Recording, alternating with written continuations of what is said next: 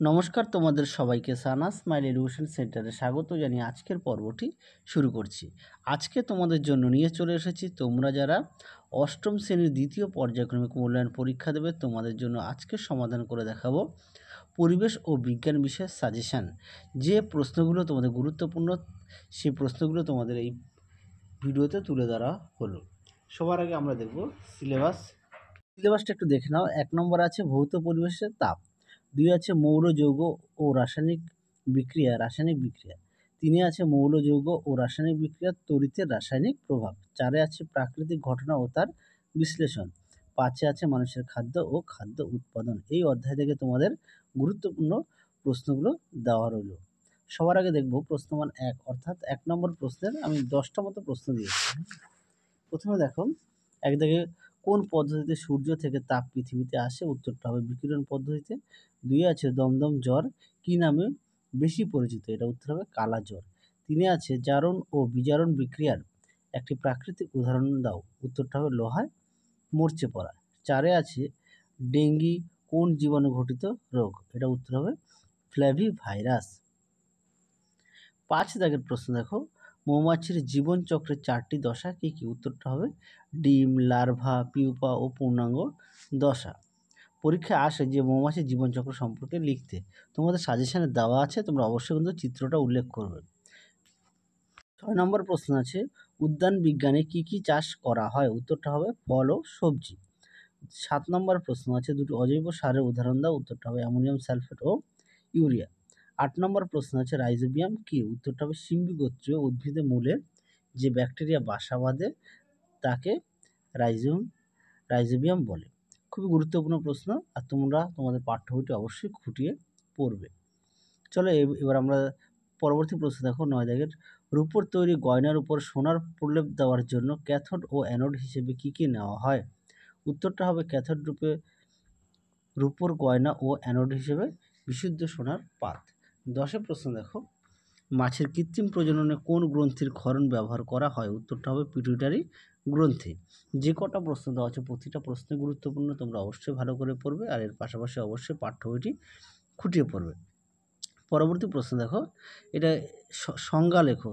তোমাদের 2 নম্বরের কি 1 নম্বরের আসবে প্রশ্নমানটা এখানে দেখে নাও। 1 নম্বর আছে এপিয়ারি কি, 2 তারপরে আছে কার্প কি, অথবা দিয়ে সব দিয়ে দিয়েছি। হ্যাঁ, তারপরে দেখো মুরগি পালনের লিটার কি, বজ্রপাত ও বজ্রনাদ বলতে কি বোঝায়, তারপরে দেখো বাষ্পায়ন কাকে বলে, গ্যালভানাইজেশন কাকে বলে, তড়িৎ লেপন কি, পরবর্তী প্রশ্ন তড়িৎ বিশ্লেষণ কাকে বলে। খুবই গুরুত্বপূর্ণ, তোমরা অবশ্যই ভালো করে পড়বে।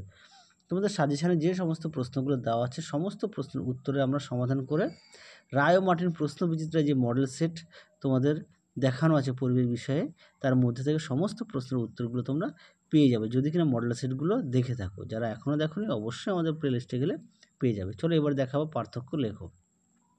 1 আছে রবি ফসল ও খারিফ ফসলের পার্থক্য। 2 আছে তাপমোচী রাসায়নিক পরিবর্তন ও তাপগ্রাহী রাসায়নিক পরিবর্তনের পার্থক্য। 3 আছে মেজর কার্প ও মাইনর কার্পের মধ্যে পার্থক্য।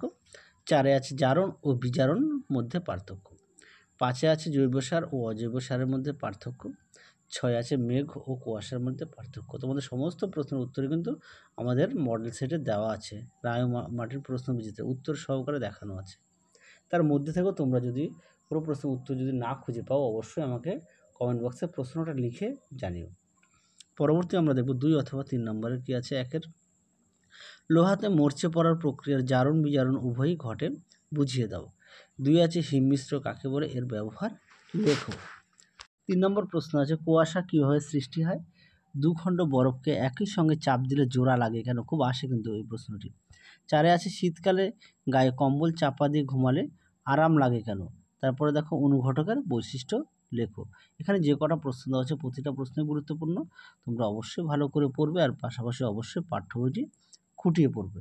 সমস্ত বিষয়ে পাঠ্য বইটা অবশ্যই গুরুত্ব সহকারে দেখবে। চলো পরবর্তী প্রশ্ন দেখো 5 দাগের কি আছে।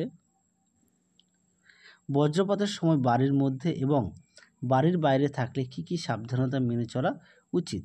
6 নম্বর প্রশ্ন দেখো, মৌমাছির জীবনচক্রের ধাপগুলি কি কি? ব্রয়লার পালনের ডিপ লিটার পদ্ধতি আলোচনা করো। সাথে দেখো চায়ের গুণাগুণ সংক্ষেপে আলোচনা করো। খুবই গুরুত্বপূর্ণ প্রশ্ন। 7 নম্বর প্রশ্নটি তোমরা অবশ্যই ভালো করে পড়বে। পরবর্তী প্রশ্ন দেখো, 8 দাগে জৈব সার অজৈব সারের চেয়ে ভালো, বক্তব্যটি ব্যাখ্যা করো। খুবই গুরুত্বপূর্ণ। পরেরটা দেখো 9 দাগের এনপিকে কি, সিয়ন ও স্টক কি। 10 দাগের প্রশ্ন দেখো, বজ্র নিরোধক কি, মরচে পড়া শর্ত লেখো, ম্যালেরিয়া রোগের লক্ষণ লেখো। 11 দাগে দেখো, পরীক্ষাগারে অক্সিজেন প্রস্তুতিতে MnO2 ব্যবহারের ভূমিকা কি। পরবর্তী প্রশ্ন দেখো, আগের ভিডিওতে আমরা রায় ও মার্টিন প্রশ্নবিচিত্রায় ইতিহাস, ভূগোল সমস্ত প্রশ্নের মডেল সেট সমাধান করে দেখিয়ে দিয়েছি, তোমরা অবশ্যই দেখে নিও। এছাড়াও তোমাদের ইতিহাস, ভূগোল, অঙ্ক বিষয়েও সাজেশন দেওয়া আছে, তো তোমরা যারা এখনও দেখোনি আমাদের প্লে লিস্টে গেলে পেয়ে যাবে। চলো তাহলে আজকের মতো এখানে সমাপ্ত করছি, আবার দেখা হবে খুব শীঘ্রই তোমাদের পরবর্তী ভিডিওতে। তোমরা সবাই সুস্থ থেকো, ভালো থেকো।